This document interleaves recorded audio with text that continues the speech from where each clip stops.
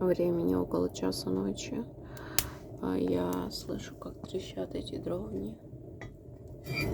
И не могу вам не показать это. А у меня сейчас холодно в избушке, потому что у меня не законопачены стены. Опилки высыпаны. Я их собрала в мешки над потолком.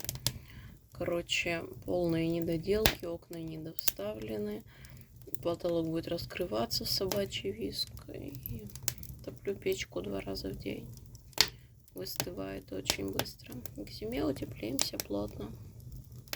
Ну, я надеюсь, мне это все сделают. Если нет, хрен с ним. Еще и не такое бывало. Что-то вода в скважине закончилась. Ну, блин. А я сова, я не сплю по ночам. Такое. Треск дров. Как же они трещат.